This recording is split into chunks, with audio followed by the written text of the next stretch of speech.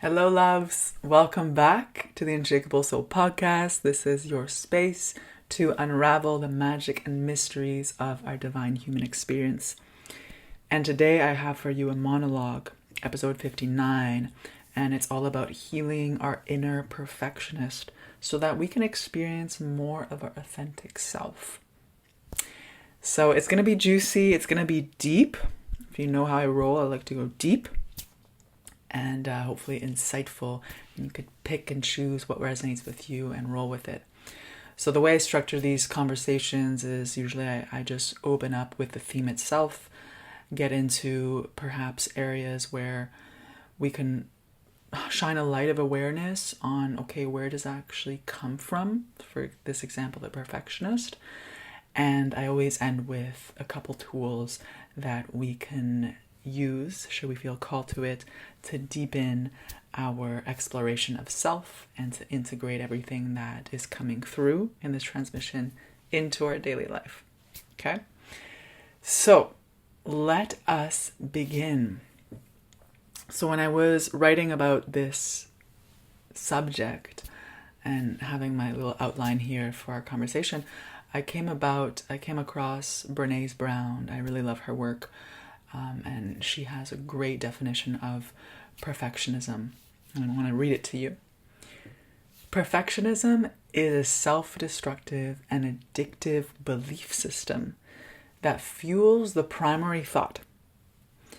If I look perfect and do everything perfectly, I can avoid or minimize the painful feelings of shame, judgment, or blame. I love it because it encompasses a lot of the reasons why we can have a strong perfectionist in us. Okay, so I do believe that we all have a perfectionist in us, perhaps to different and varying degrees. Okay, and we're gonna kind of unravel where it comes from and how to heal it in this conversation. So let's shine some more awareness on, okay, this perfectionist, our inner perfectionist. Our inner perfectionist thrives on control, okay? And it's driven by this deep need to avoid failure or rejection at all costs. And the key to working with this part of ourselves isn't about trying to eliminate it. So I'm going to put that right off the bat. Okay, we're not trying to kill the perfectionist. It's about understanding the perfectionist and where it comes from and taking it out of the driver's seat. Okay, and allowing that authentic self, our true essence, to come online into the driver's seat. Because perhaps for a long time, the perfectionist in us has been driving our behaviors, our beliefs, and everything. And perhaps ruining or limiting ourselves a lot from experience more love, more joy, more ease in our lives. Okay? So, our healing journey is about creating this wholeness. We are whole. We're piecing ourselves together right now, because there's some parts of us that feel a little bit neglected and denied. This is the work we're doing when we're on our healing journey. Okay, it's not about believing that we're broken or we need fixing. It's about coming back into wholeness. So if you have a strong perfectionist in you, again, it's not about slaying the dragon or the demon, which in this case could be the perfectionist. It's about getting really curious of, well, this is a part of me. And that part of me has a lot to teach me about where I hold wounds, parts of me that are longing for something, that there's a need, there's a desire, right? So I want to get curious. I want to listen. I want to be present, right? And that's going to enable me to embrace that part of me, right? Gently taking it, there's a time for the perfectionist to come in, the detail orientation, the wanting for excellence, but we need to shift the narrative. We need to shift the story, right? It's very subtle. Am I acting from fear, which is going to be fueling the perfectionist, or am I acting from a deep belief or this space of love and devotion and wanting to be the best version of myself with a lot of grace, knowing that we're not perfect. Okay? So in essence, am I acting from my unhealed child wound of never feeling good enough? Or am I acting from my wise child that wants to express authentically, and from the wise adult child that is offering itself the opportunities to shine, right? To allow themselves, the little inner child that wants to play, that wants to enjoy life, to come online. Okay. So now, where does this all come from? Yes, we can say it comes from our childhood, whatever was modeled to you growing up, whether in your household with your primary caregivers, whether you had a mom or a father that never thought you were good enough, or you thought that you were never good enough in their eyes. That happens a lot. It also is seen in our society and in the world at large, right? The world at large operates a lot on a perfectionist mindset. We're conditioned from school where we're graded and we're taught to aim for this perfect score, right? Now we're trying to manipulate biology to get the perfect baby, right? We're trying to get things perfect. Now with technology, again, we're trying to get things perfect, right? And there's also this hookup society and culture where there's a non-commitment. When the first sign of friction, it's like, nope. I'm not saying it's for everybody, but we could see the perfectionist streak, and maybe just start looking around. And also looking at yourself. It's like, where can I see a perfectionist streak? In myself, in society as a whole, in my neighbors, my friends, right? Or just observing and witnessing it without judgment, just being that observer, that witness. And the thing is, the irony is that we all crave deep down, whether you're conscious of it or not, a felt experience of your authentic self. And a felt experience of an authentic connection to God, Source, Allah, Buddha, your higher self, to another, right? We actually deeply crave to live in our true essence of who we are, right? And this is where it gets a slippery slope if we allow the perfectionist within us to stay online or in the driver's seat for too long. We get so disconnected from us, from our true self, from our own values, because we're so focused on others or on what we believe others wants to see of us. So we start walking around with eggshells, hypersensitive to like a pin drop energy out there, that there's no awareness or very less awareness on what's actually going on in here.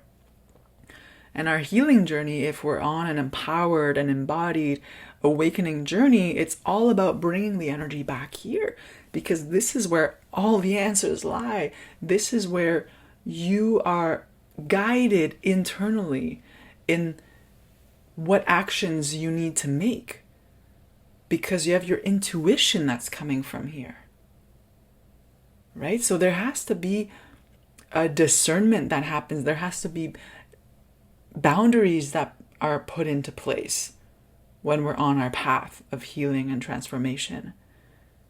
And this is where the perfectionist comes in, and we really got to have a conversation with that part of ourselves to be like, wait a second, like, why are you here?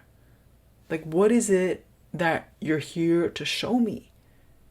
A wound, perhaps, that needs to be healed so that I could fully reclaim my power to create beauty and magic in this life, whatever that is for you. To connect authentically, to connect with my community, with people that vibe on my level, versus trying to fit in and trying to belong, or trying still to be that perfect little girl or little boy for my parents that are here in this plane or in another dimension. So hopefully we're starting to see how important it is to really get curious about, well, what is the perfectionist telling me about where I am right now? Okay. So reflect on this. What holds the highest value for you? This is important. Is it about receiving approval and ensuring that no one can find a single flaw in you? Or is it about something deeper? Something that brings more meaning into your life, more connection, more authenticity, more intimacy. Right? This is the thing. This is the thing. Where is your attention?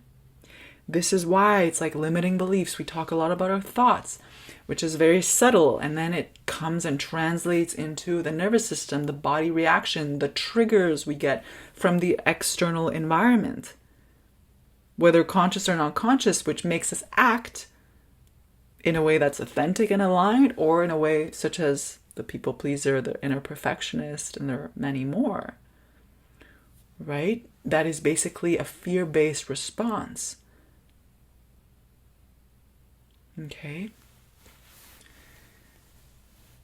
So, and this is, again, let us remember that a lot of us deeply crave intimate relationships and connection, authentic connection with ourselves, to know our true self, and with another, and with Source, the divine, because we know deep down that there's something more than our habitual behavior patterns, than this feeling of fear or anxiety, or the never-ending working hours we put in because we want to get it perfect to the T.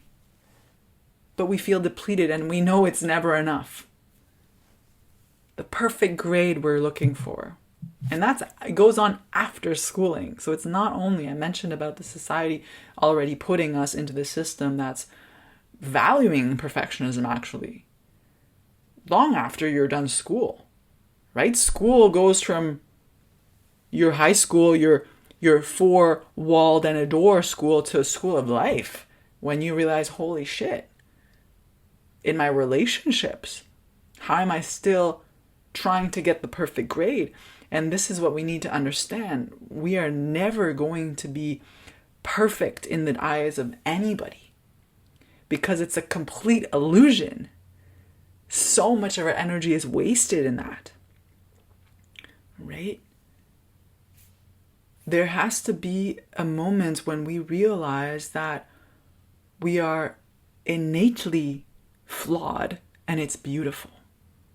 And when I say flawed, it's we are challenged in particular ways. And this is what helps us to grow if we're willing to do the deep dive and do the shadow work and heal and listen to that part of ourselves that wants to get everything perfect.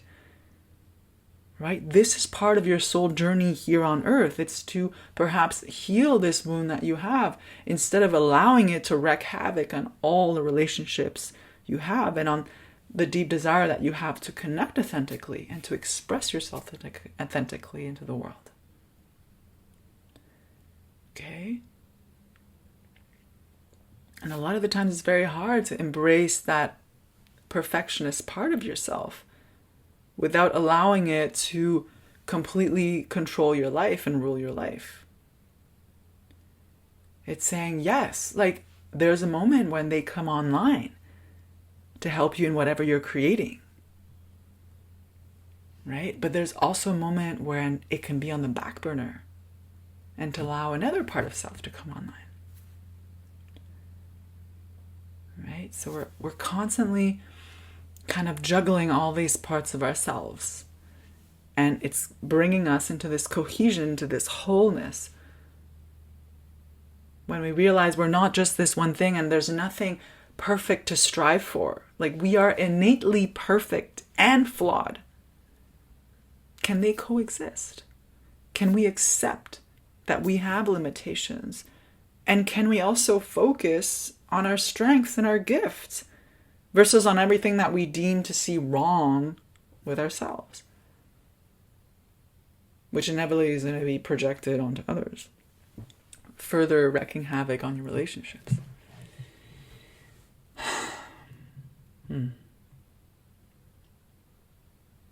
Okay. I have a little outline so I don't go too much on a tangent. So, for the inner perfectionist and for any behavioral patterns and belief system that is causing us to act in a way that's inauthentic, it's really about first gaining the awareness and also bringing yourself into the present moment, which is where reality actually lives. Any stress-based responses that is coming from fear is either coming from the past or the future. Okay? But when you're here in the present, in the now, this is when you get the power pause. This is when you reclaim your power. This is when you pattern interrupt. And this is when you get to choose differently. And that's what creates change. But you first have to be aware, I'm in my perfectionist mode right now, and it's not serving me. I like to verbalize it, just so that I get the pause right there, click, which takes me out of my rut of trying to get the perfect email out, let's say, or the perfect Canva poster I'm creating for my retreat.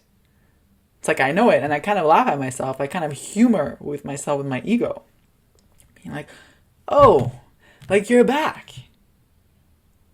You're back. It's okay. It's good enough. It's good enough." Because what happens is if we allow the perfectionist to rule our lives, it's going to limit us a lot in what we actually want to create. Because there's a belief that says it's not good enough. Whatever us as people, and whatever we want to create. Okay? So that means that the world is actually not benefiting from your gifts. Can we see how it's important to bring that perfectionist within us in and be like, what's up? Let's chat. Let's have a chat. What are you afraid of? Okay? Let them have a chat. It's like, what if this happens? So a lot of the time, the perfectionist is like, oh, what if this goes wrong? What if this happens? Your mind, again, creating potential scenarios that most of the time never happen. And even if they did, so what? Where they're analyzing every detail, trying to control the outcome, right? And we're never here in the now. And part of the work is bringing ourselves back in the present moment. We get the self-awareness. We come into our bodies. We notice the inner perfectionist. We can name it. We can name it David, Dave, or Bob, or Matilda, Natalie, whatever. Like, Natalie, you're here again. Let's have a conversation. What's up? Right? There's a lot of ways that we can play around with this. And when we understand the perfectionist and what it's trying to protect, because any limiting belief or self-sabotaging behavior is trying to protect us from something. Fear of failure, of rejection. The thing is that if you're not able to expand in that outside of that comfort zone on your growth edge, then you're going to keep on playing really small. And it ties back into what I was mentioning. All the gifts, everything that you desire and wish to share, your authentic self-expression and the connection you want to have with people is going to be very limited. And you're going to stay in this, yes, comfort zone of familiarity, but perhaps that familiarity is very toxic.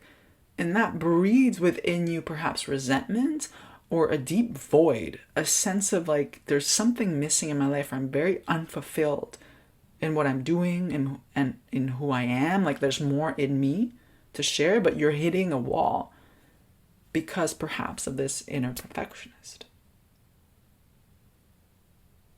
Okay, and it blocks your ability, especially for women, to truly be in your power, which is about being in your body, feeling turned on by life, feeling fully alive, in the flow, creating, inspired, radiant. Right? So it's a huge blockage that we have, the inner perfectionist. And again, it's not that we want to kill it. We want to get curious and say, where is this coming from? And we want to invite it, that feeling in our body, because at the end we realize that everything is energy, right? The energy of the thought that comes in.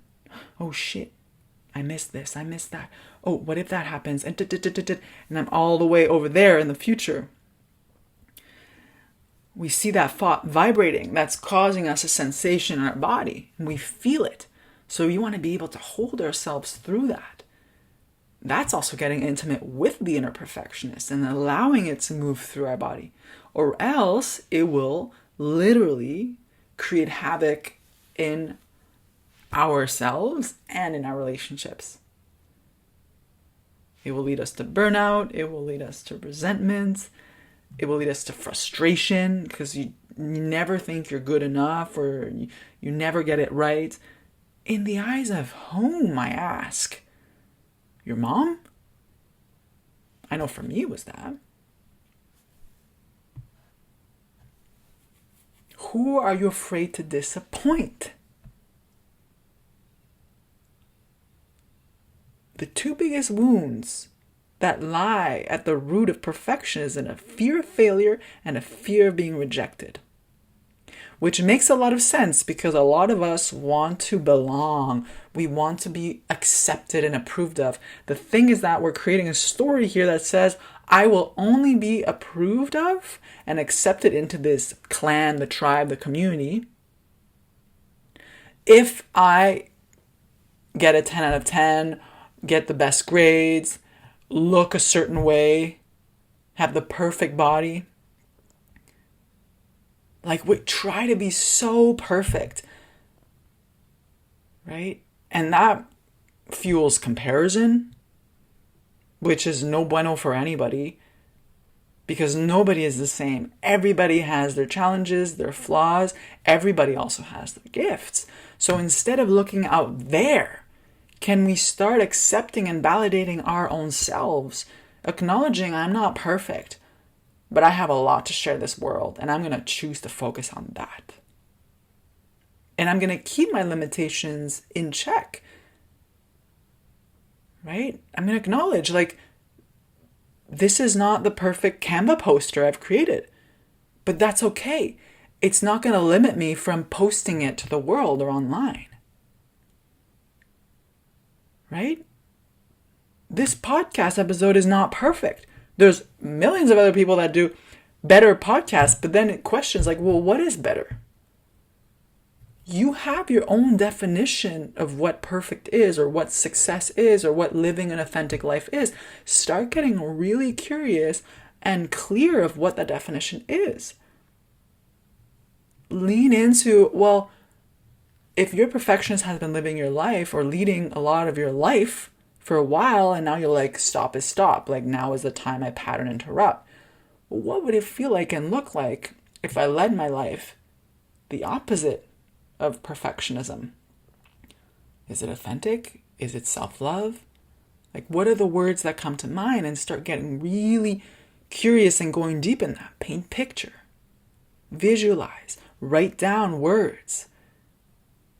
Create a vision board. Write in your journal. Share it with a confidant. We want to lean into that and start bringing that online. Bringing that into your body. Okay.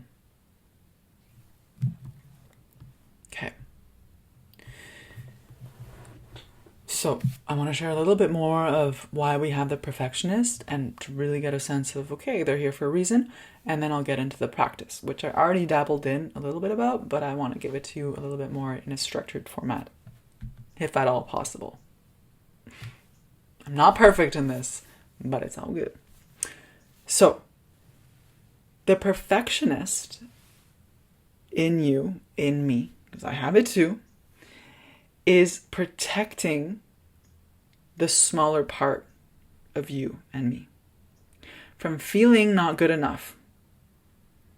Okay, for me it was my mother. For you too, maybe. Or your father, or your teacher, or whoever that you valued a lot growing up. Okay? And that part of us, so the perfectionist, is acting as this sort of protector or guardian.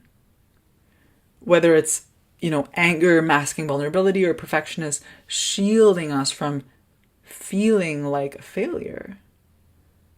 Or any other protective mechanisms that we have, they're simply guarding us from feeling pain fully. Feeling the pain of rejection, feeling the pain of having disappointed your parents. That's a big one. Because you didn't get 100% on your grades. Who the fuck knows? So it comes back to the feeling. The feeling. Am I giving myself permission to feel the pain of not getting that job? Of not getting my parents' approval? And am I going to continue trying to be perfect and ruining my health basically along the way? And the thing is that you will never be perfect or good enough. And you cannot control their response to your actions and behaviors. The only thing you can control is within you. That's why the healing journey brings you back here, where you begin to question your behaviors, your thoughts, your beliefs, everything that are ruling and potentially ruining your life. You can't control what other people think of you. You gotta be approving of yourself and loving and accepting of who you are, which is the hardest thing. But if we are to live authentically and to live with more meaning, with more purpose, aligning with that authentic nature, that true essence of who you are and what you're meant to share here, this is a journey we gotta have. Okay? So we have to dialogue with the inner perfectionist. And that's a practice I want to share with you guys. Right? You can visualize the inner perfectionist like a guardian. And then just ask them, who are you protecting? Can I see her or him? And I know when I did this, I saw my little self, the little girl. It always comes back. That's why inner child healing is so important. Afraid of not getting her mom's approval. I asked her, okay, what do you need? And she said, I just need to not get it right sometimes, to be messy. I need to be allowed to be messy, to be raw and vulnerable with my feelings. Because I was holding everything in. Right? So get so curious and listen to this part of yourself. Listen to the guardian. Visualize the guardian. Listen to your inner child that just wants to be authentic. Yeah. Okay, so we've uncovered a little bit about the perfectionist, how it's here to keep us safe, but ultimately how it's blocking us off from drawing us in and drawing authentic people into our lives, because we, at a deep level, want to be expressing ourselves authentically and want to connect authentically with the world, with ourselves, with others. So it's blocking us, okay? So we want to shift from this mindset or mentality that we want to fit in. We want to please everybody. We want to keep the peace, no conflict. But underneath that, we know there's more. And we want to shift into I acknowledge my perfectionism. I'm putting it in the back seat. Backseat driver, not front seat driver. Right? And I'm allowing a little by little more of my authentic self to come online. So I ask myself, what kind of relationship do I want to have with myself moving forward? What kind of relationship do I want to attract? Whatever relationship, right? Do I want to continue walking on eggshells around people? Or do I want to be surrounded by people that I could feel fully myself with? That I can be messy, that I can be imperfect, that I can be beautiful and raw and real? I say yeah for that. Okay, and I myself, for a long time, was walking on eggshells with my mom, with one of my partners, and it's not fun. It's crunchy. Constantly like subduing a part of me that wanted to share my deepest desires, that wanted to share my truth, that wanted to dance and sing, and I felt like I couldn't, that I'd be judged. But ultimately it was me judging myself and not allowing myself to fully show up, fully express myself. What would they say? What would happen if I do this? What would happen if I ask for that? What's happen if they see me cry? Or see me imperfect? I get up and I put some deodorant and, we've all been there at the beginning of relationships, right? As an example there, it's like, there's this fear of like, well, what would happen if they see me like with no makeup? If I fart in bed, like there's all these things. And I remember when I was dating my ex at the beginning, like I never wanted to poo in his place at the beginning. I was like, no. So I would wait and then I'd go back home and have my morning shit at back home. And I was like, in retrospect, I was like, all right, Sophia, like, okay. Because again, there's this, and it's so subconscious, like we want, like, especially in the courting phase, like we want to be seen in a certain way, but at the end, it's like a year, 2 years down the line, or maybe earlier, it's like, you know what, like, lay down the mask, nah. And it's not about getting all like to the opposite spectrum, like, I don't care. There's a difference vibration. Like the I don't care, like let me just fart in your face and not put makeup and not like care about, that's just not caring about your health and your hygiene and not honoring and seeing value in who you are and your body and taking care of yourself. Right? Ultimately, in that example, like I was suppressing a need of my body to evacuate in the morning just because I wanted him to see me a certain way. So it's like, I'm not living authentically like that. What if we allowed ourselves right from the get-go, using, relationships and dating and courting and whatnot as an example, to like share our truth, to be like, all right, you don't need to like divulge everything at the beginning, but just notice when you're trying to portray this perfect woman, this perfect man,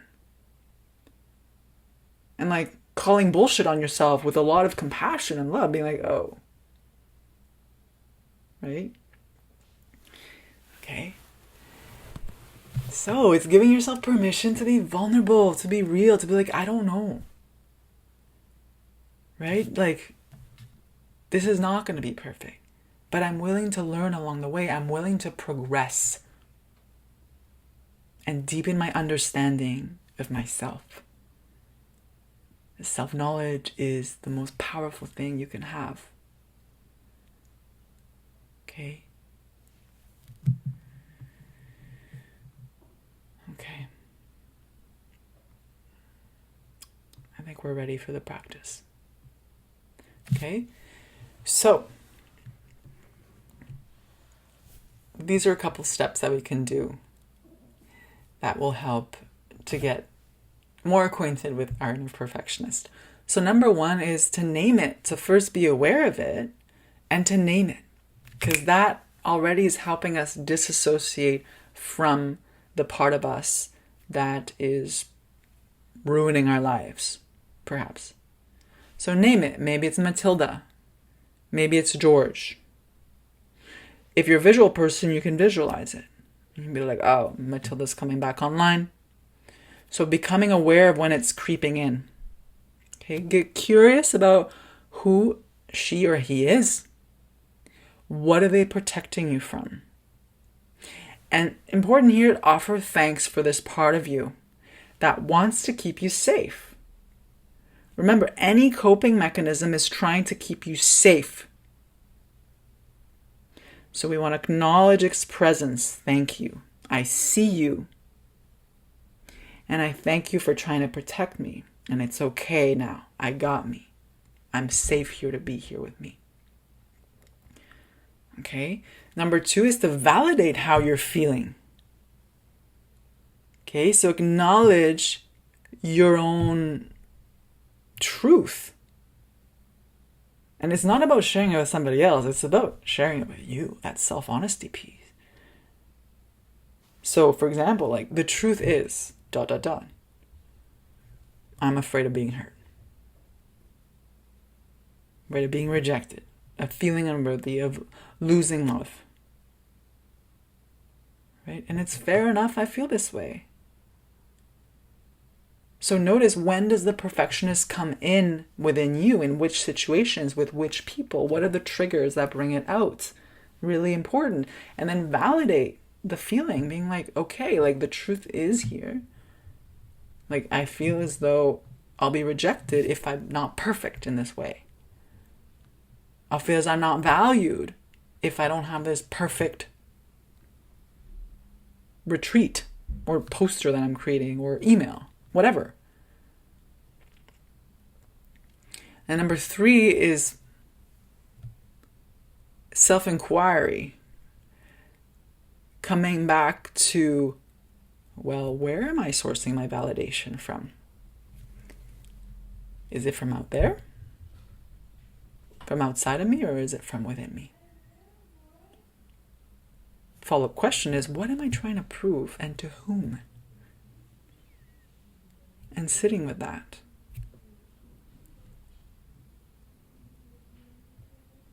And then tricking your mind as we, in step 4, kind of have that openness of consciousness, leaning into something different. What if who I am is already good enough? How would she or he act? How would she or he behave? What would she or he be believing is true? And try it on like a new garment and see how it feels.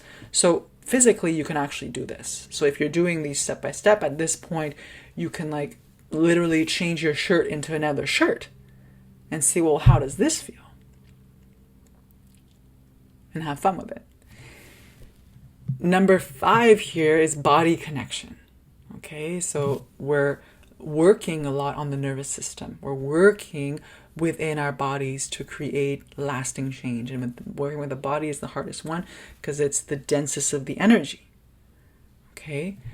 But we want to get ourselves into this kind of state of grounding and of centering. But for a lot of us, we're in a fight, flight, freeze, or fawn mode when we're in our inner perfectionist. So we want to allow the extra charge or the energy within us to move. Okay? So we ground our feet. We breathe into our belly. We drop into our body. Because again, a lot of these perfectionists, it's all up here. It's all in the mind. Remember, it's bringing you forward. What if this happens? What if I get rejected? What if he doesn't like me? Get into the body. Feel, where does it live? Where does the perfectionist live? In your belly? In your shoulders? In your throat? In your head? Where does the perfectionist energy live? And get curious here as you continue breathing, and maybe you're moving. I love to shake. Like when I'm stressed or anxious, I'm just like, I just shake it. And maybe I put on some music I want to dance to. I add some sound.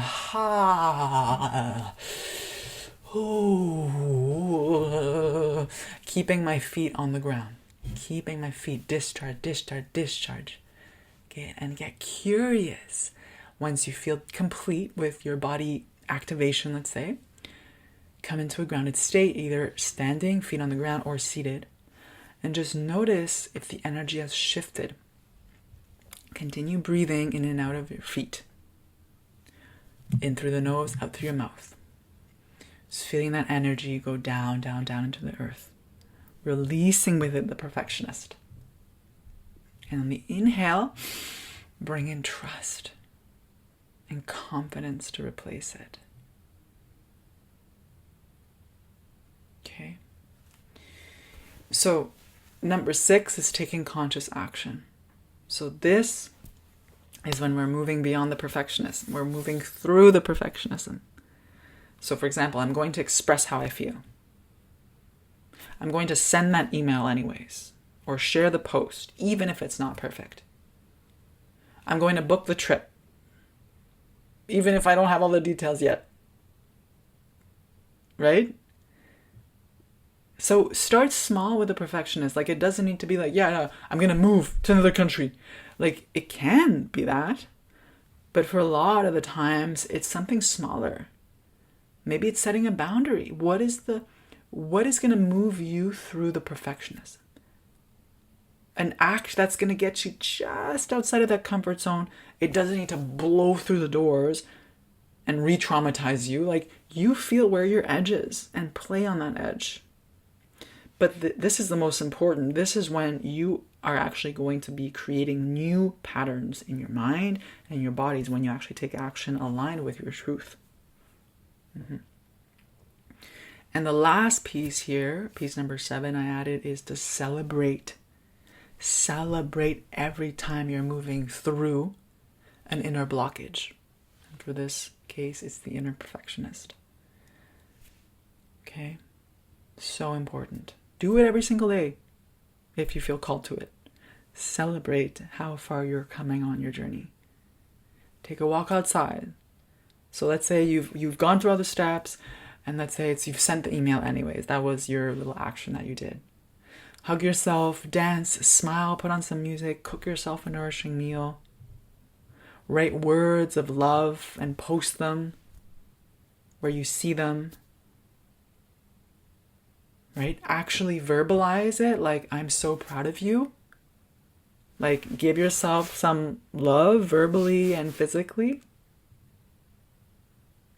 Yeah. And then you could reflect in your journal, like, how was that experience for you? And it's completely valid to be like, that was fucking crunchy and uncomfortable. And acknowledge that, like, it's not meant to be easy when you're breaking a pattern. But it's so important that we validate our wins. Right? The moments when we choose differently, when we pattern interrupt, when we course correct. Right? Validate your acknowledgements, your accomplishments. Right?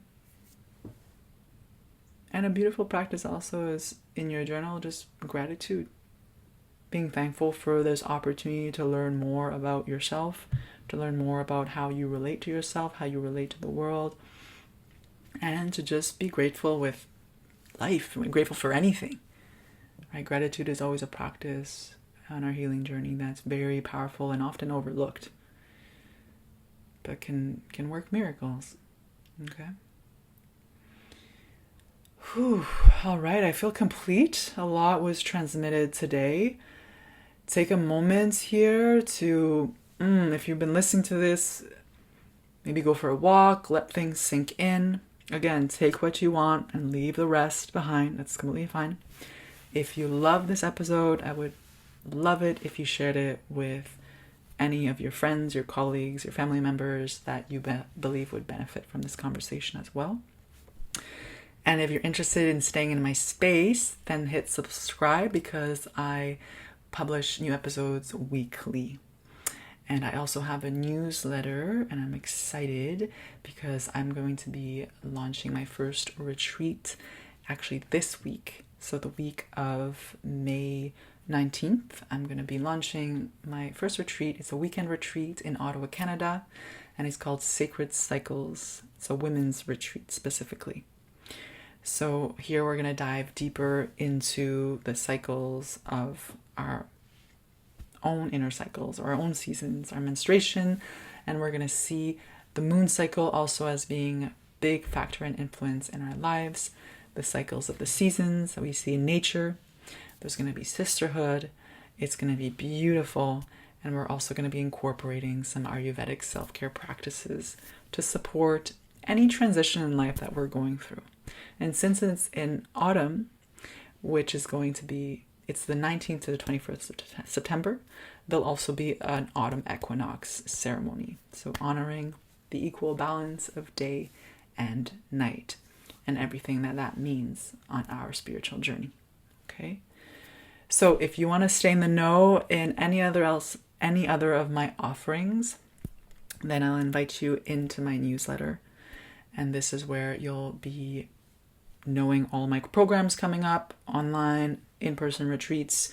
I work one-on-one with women, and I send those weekly, either Mondays or Tuesdays. Thank you, loves. Thank you for being here, and truly, it's an honor and a pleasure to be able to share this beautiful topic and all the topics that I share. It's truly a blessing to be doing this work that I do. So thank you for listening. Thank you for your presence, and enjoy the rest of your day.